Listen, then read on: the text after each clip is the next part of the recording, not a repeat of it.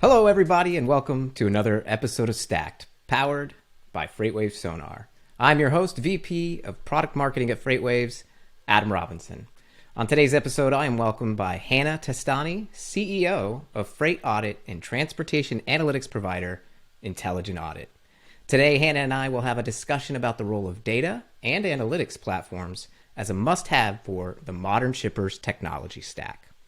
We'll discuss some ways that retailers had to pivot in the era of COVID towards more e-commerce shipping, how they dealt with very limited capacity, and how data and analytics will provide a path to improved decision-making that yields lower transportation costs and keeps profit margins high.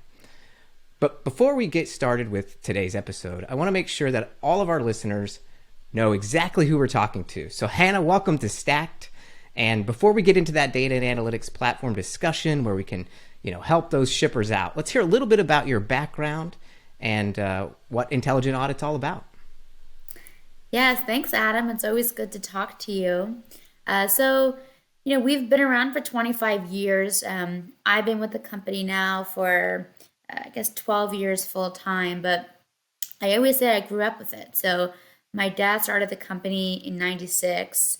And since then, since I was a young teenager, maybe even a preteen, if I ever wanted to go to the mall or go to the movies, he made me earn it. So I had to either call in for late claims back when that was a thing, or I had to reconcile his invoices or pay his bills. So I really grew up in this space. And it's interesting because I have an older brother and a younger sister, and they never had to do that. So I think that he was always kind of training me to take over. But then I went to college. I was in banking. I really liked it. And he called me one day and he said, either you're coming to work for me or I'm going to sell the business. And I said, sell the business. And then 2008 happened and I was going to Goldman Sachs. But if you remember that time, Lehman was going under, Merrill was going under. So I called them back and I was like, man, maybe I'll go into supply chain. But remember, supply chain wasn't sexy, 12 years ago. There was no Amazon. There was no omni-channel. No one really had any appeal to supply chain. So I was interested in it, but I was more I was more curious to know what it was like to run a business and how to support him and how, if anything, I could add value. So, it really evolved. And I would say for everyone in this space, right? I mean, when we started, we expected to move shipments and, try and go the cheapest way from point A to point B and use what you think makes sense. But we always made emotional decisions. And really our mission statement is how can we help our customers become smarter shippers? And we have a technology and a data-based approach because there's still so much ambiguity in how shippers decide who to use, where to use, why to use them. And at least I feel like every time I look at a customer's data and I'm like, the system is screaming at us saying, why are they not using this carrier for this lane? Or why are they using this service? And you call them and you say, why are you guys doing this? And it's almost always emotional. So I think that there's so much opportunity to leverage technology. And with the way the environment is going, with the disruptions, with COVID, with everything else, supply chain's become a lot of fun, right? I mean, I would have never expected our president to be talking about supply chain and having to plan for that and in how they think about the US, right? But we are. So I love how it's becoming an exciting place. It's bringing interesting new talent, and it gives us all a bigger opportunity because we have more seats at the table and they're at higher positions. Yeah, it's no longer just, point A to point B. It's no longer just when it gets there. Really, the consumer is dictating a lot of the expectations that shippers have to meet. And, when shippers are out there and there's not just consumer demand or the complexities of new initiatives like e-commerce, or let's just say that, you've started a new initiative as an OEM, and you're no longer going into retail stores, but you're shipping directly to your customer, and you have to kind of understand not just parcel anymore, or the straightforward LTL, or the straightforward full truckload. You have to know all of the modes, and the only way to really get around that is to have one, really great knowledge base and expertise within your company if you're lucky to find it, to get the right technology if you're lucky to get the right technology. But increasingly, we're starting to see the specialization and the movement towards partnering with companies or using SaaS-based platforms. So they're partnering with Intelligent Audit, or maybe they're turning to a platform like FreightWaves SONAR to get more data and analytics, so they have better, decision making. So that, as you said, become smarter shippers. And of course, besides all of that going on, which was already in place before the pandemic hit, COVID-19 has really made it hard for retailers.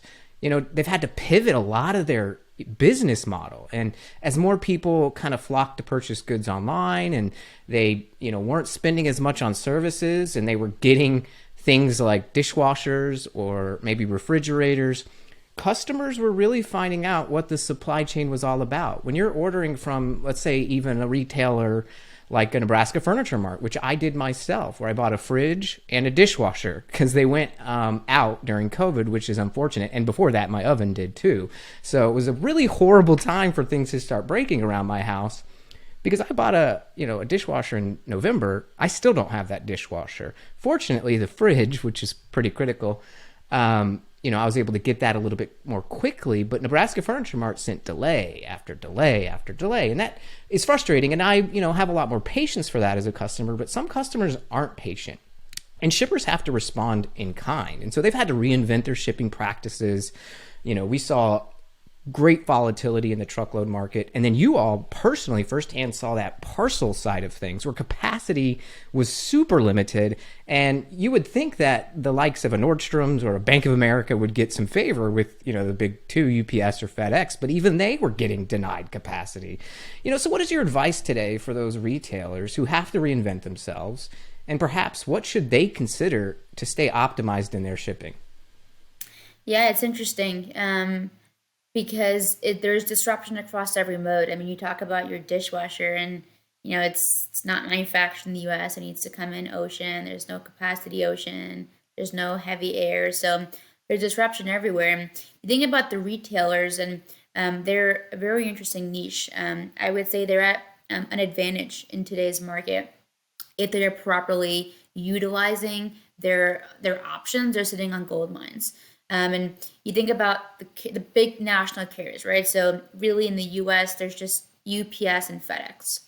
You have USPS, and USPS cannot say no to shipments. So if you think about the top of the funnel, you have UPS, you have FedEx, and then you have USPS with their hands out that can take and has to take everything else that you will give to them. So, Carol Tomei at UPS has been very loud, right? She says no, right? And they changed their mentality this past peak, where they were very straightforward with customers, but they really said, here's what I'm going to give to you. And that's it. They worked with them. They said, what do you need from me? Okay, here's what I can give to you. Because I think they knew that there was going to be an overlap of the vaccine distribution right during peak.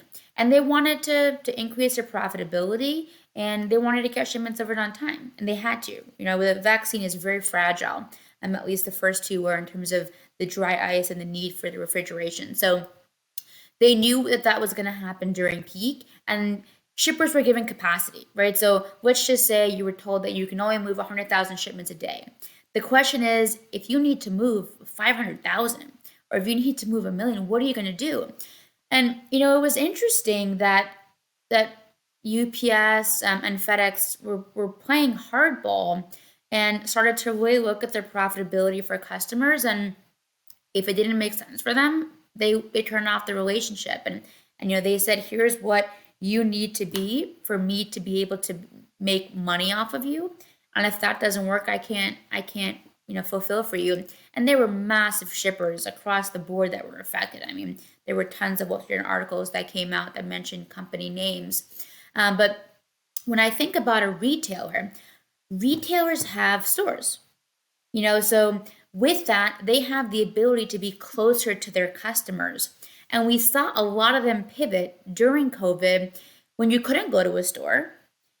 The retailer said, okay, well, what do I do with my employees there and my inventory, right? Because these retailers need to move inventory, and they couldn't get new inventory via ocean containers, right? So they had this inventory that was going to become stale in stores, and the stores are closer to their customers. So we saw a lot of customers that are retailers pivot to start to use those stores, start to use the employees in those stores to become shipping experts, which has its own issues, right? Because if it was me and I'm taking a chapstick and putting it into a box, as a retailer, someone who manages, customer experience, I don't know that this going into a big box would charge, more than a half a pound.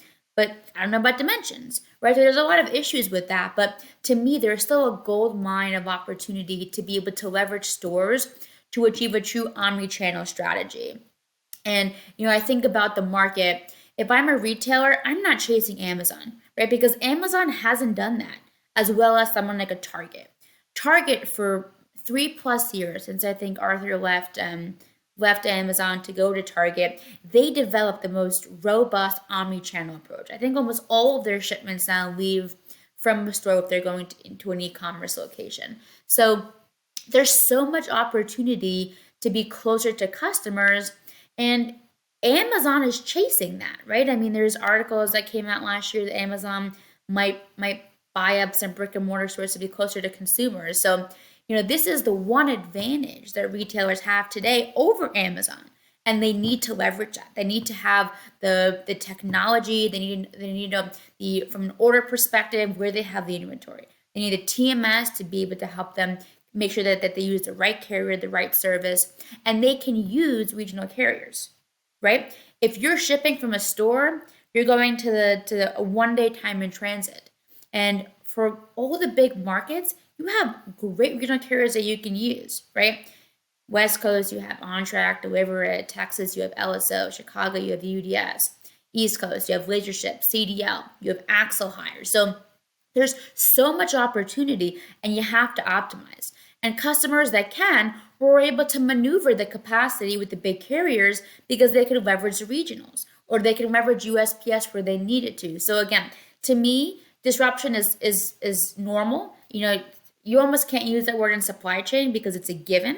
So you have to be able to be nimble and take advantage of all the options that you have at your disposal.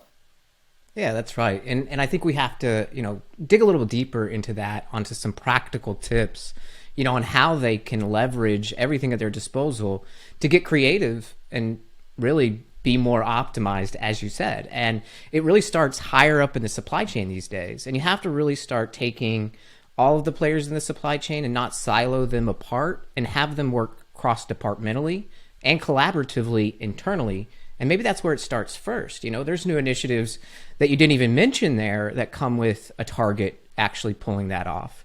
They have to understand, how do my handheld devices work with my current employees to that curbside pickup? Last night I went, I was returning home from a meeting, and I stopped at Target because my wife picked up the order. She gave me the screenshot. I had the little numbers, put it up to the window, and the entire experience was very refreshing. Didn't have to leave my car, could scroll through Twitter, and then the person knocked on the window, put it in the back, and I was home. And so that it was an amazing customer experience. But what goes into making that happen, it requires a lot of planning, a lot of foresight, but more importantly, a lot of data and technology. And one of the things that you mentioned was, all of these different carriers, right? And if we take a big retailer, they have a tremendous amount of shipping. They spend, millions, sometimes billions on shipping, depending on the size of the company. But, there are so many modes. You mentioned omni-channel, and omni-channel is one aspect of, retail delivery, meaning you can get it curbside, you can get it inside the store, you can buy it on mobile, you can buy it on a desktop website. Heck, you can sometimes send emojis to folks and they'll send you a shoe or whatever.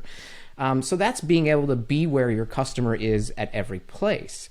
But when we talk about omni-modal, and that just is looking at every single shipping mode and saying, hey, what is best for each and every individual order and shipment? What is best for us to survive in this new normal, this constant disruptive state?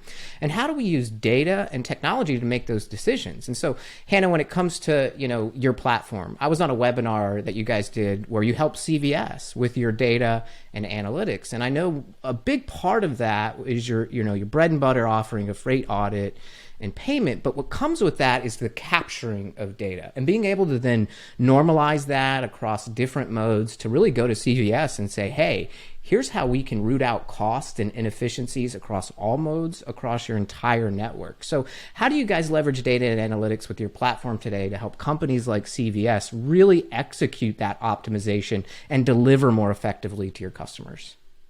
Yeah, I mean, that's really where we shine, right? So I love talking about the BI and the analytics because we're sitting on a gold mine of data. And you like of a CVS, CVS, there's two different divisions if you're thinking about them at a macro level. There's the PBM and then there's the retail. Their retail has exploded, right? And they have a really robust process to be able to ship from their stores direct to consumers. So you can go to their app, you can say, I want my drugs delivered tomorrow, and add in some toothpaste, some cereal, some scrunchies. You don't need scrunchies, but maybe your wife does. But they she still loves scrunchies. Yeah. Yeah, they're great. But it's the customer experience is so important. But what we can do, because to us it's just data, right? So there's no emotion behind it. We can take the data and say, okay, here's when your customer needs it. Now, what is the cheapest option to get it there, and how can we make sure that we're leveraging data to get it there in the most optimal manner? Because a lot of times the carriers actually underpromise and overdeliver, right? So you look at their carrier routing guide and you say, okay, if I need it there by noon, I have to use this service or this service. But you look at the data, and the cheaper service could have an earlier delivery time, right? So the data makes it crystal clear on what the opportunity is. And because we're a tech company, every time we go to CVS, and we do this every single day of the week, we say, here are your opportunities to save money. And if I'm the people there who really run the show, you sort by the number of commas and you make the changes. And they're really good at doing that because they know that they need to continue to innovate and innovate and innovate to be able to achieve a faster time of transit to their consumers at cheaper cost with less exceptions. But I'll also say what I've always been so impressed about with CVS is everything to them is a partnership. And they value carriers, they value all of their vendors. A lot of other customers, it's like a battle always, right, between them and the carriers. And there's a very negative relationship with the carriers. And to me, that's got to stop. Right, you need to realize that you're in it together to achieve a better experience to your consumer. At the end of the day, they are the face of your experience, right? So you need to have a positive relationship there, and you need to work together to create creative solutions to deliver your shipments, right? If you're a retailer and you have USPS coming to your location every day to deliver mail, what if they can pick up some packages? And maybe that is a cheaper alternative. So again, be creative and think about how you can help the carrier deliver your shipments at a better, cheaper, faster time in transit.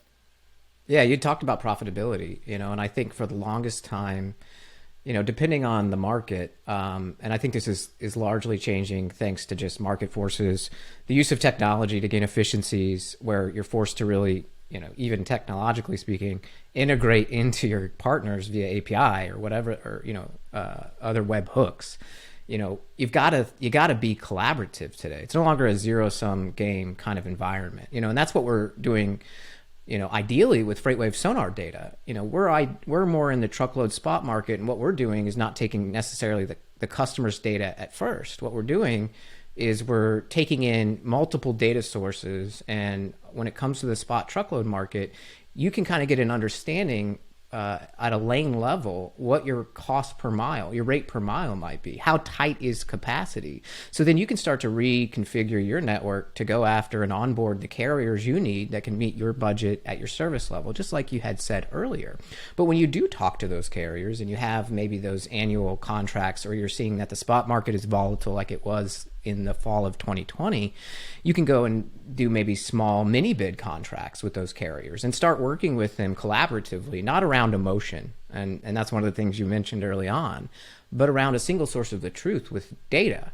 And you guys can figure out a way to work together in order to meet both of your needs. Because the reality, and it really sounds like this, is that carriers are really starting to push back. One, because it is a carrier market.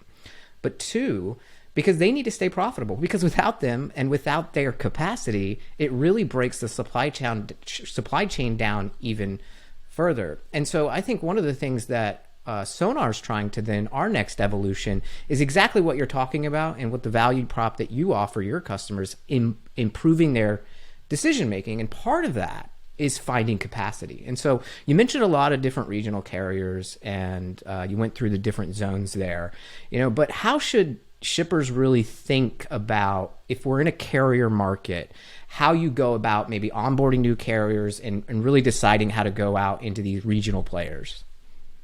Yeah, I think that that's probably one of the most complicated questions and a very hard analysis to do. So I'll break it down to two steps. The first is the data collection and data normalization.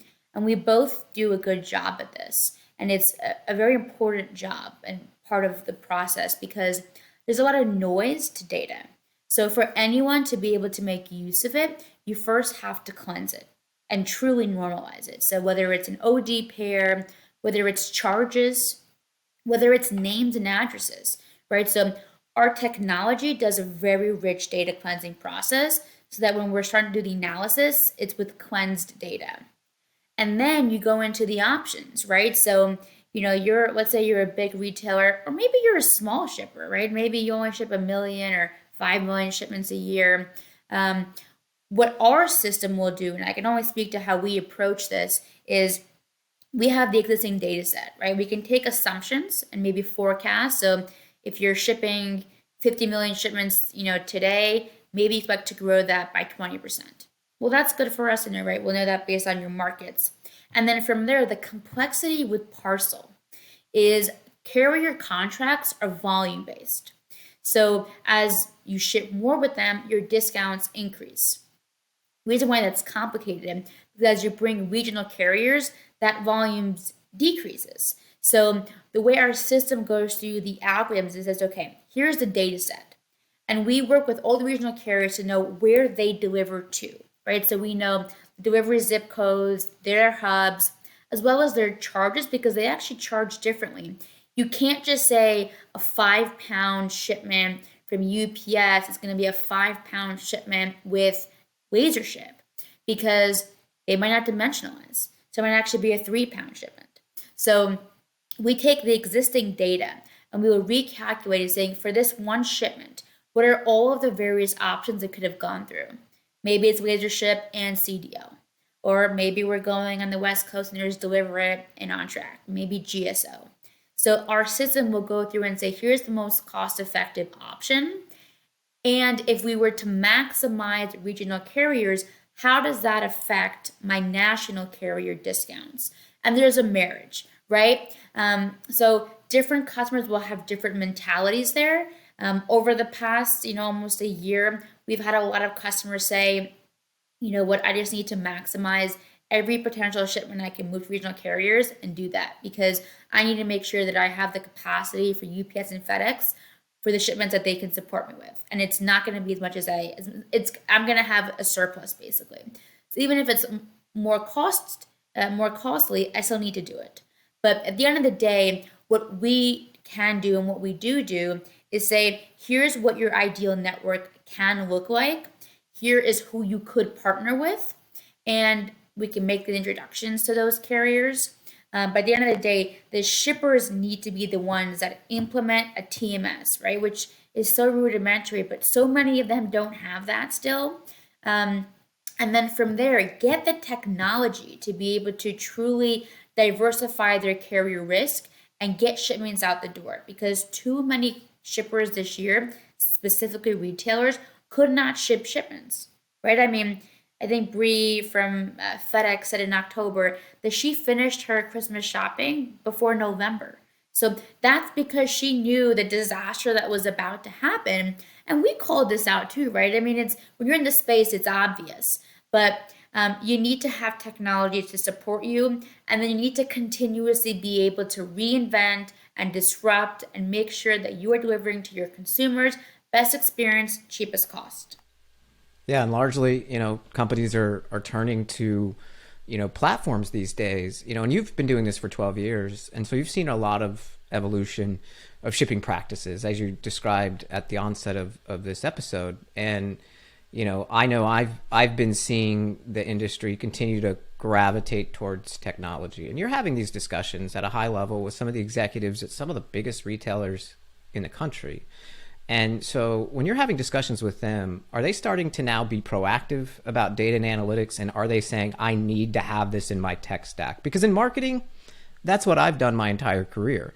I can only improve my performance if I knew where I was and what exactly allowed me to achieve X, and get some insight on where I go to the next activity in order to get the biggest ROI from any resource that I use at my company. So, when you're talking to some of the executives at the companies you serve, are they now coming to you and asking for more data and analytics? And are they seeing the value in it finally, and that it's finally a big part of their tech stack?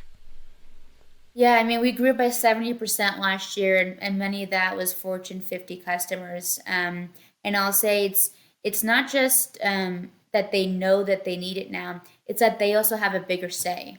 We've seen a lot of supply chain officers now have a C title, and they have respect, and people understand the importance of it because they realize that the supply chain isn't down, there's severe consequences. I mean, right?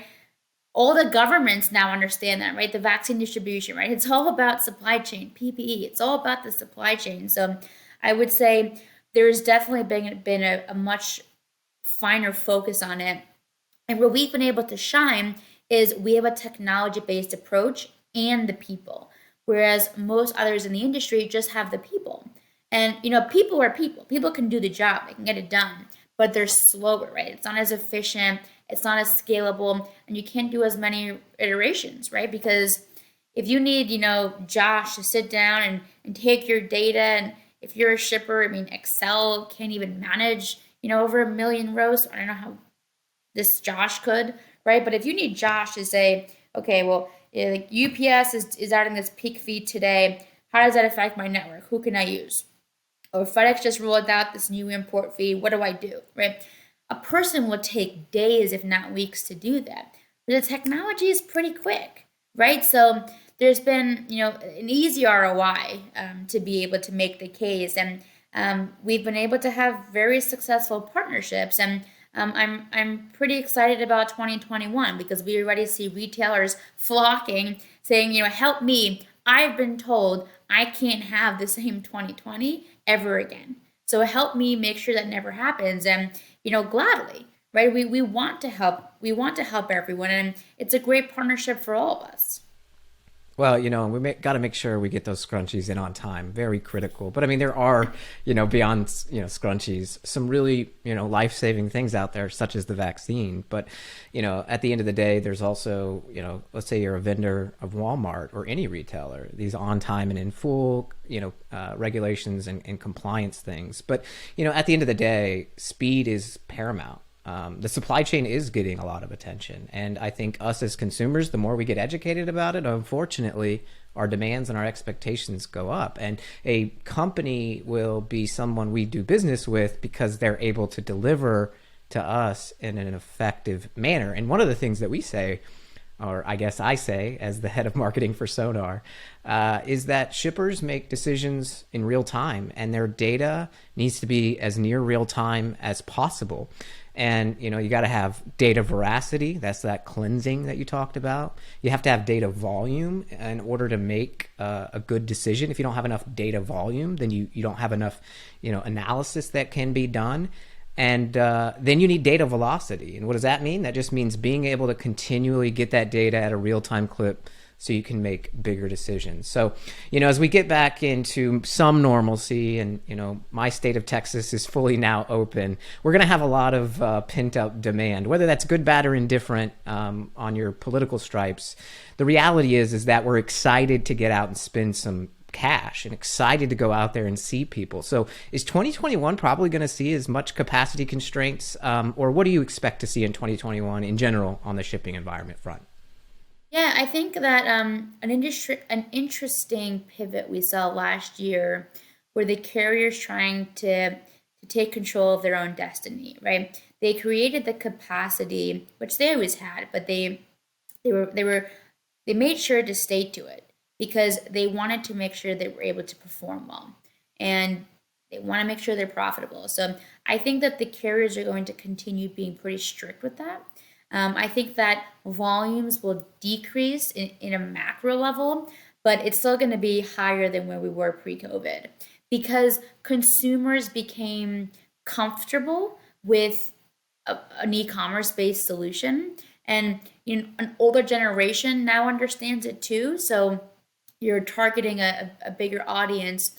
So I would say if you struggled last year, you still need to make sure that you have a solution for this year, because from a volume perspective, maybe you'll be plus or minus 10% of where you were last year, but I don't see it being that much of a decline. Yes, consumers want to go to a mall. Yes, they want to go to a store, but it's so easy to buy things. And you need to also know, same day options, because I think that that's something that is not getting enough attention, but that market's going to explode. My daughter is 4, and she wanted something, and she's like, well, you can just get it delivered today. And I'm like, how do you know that? And she's like, because mommy, you did that last time. And I did, right? So like these younger generations now understand the need for things quickly, and it's just so convenient to get things shipped to you. So from my perspective, I don't see volumes decreasing to a point where we're not going to be in this same situation at the end of this year. Well, it's an exciting time if you work in supply chain and logistics. And Hannah Testani, newly named CEO of Intelligent Audit, thank you today for coming on to Stacked and offering your insights from your seat over at Intelligent Audit. If you want to go check them out, go to intelligentaudit.com. They got a lot of great content, helpful tips out there. So thanks again for coming on today, Hannah. Have a great day. And for all of our listeners and watchers out there, thanks for tuning in to Stacked each week. We'll see you on the next episode. Thanks, Adam.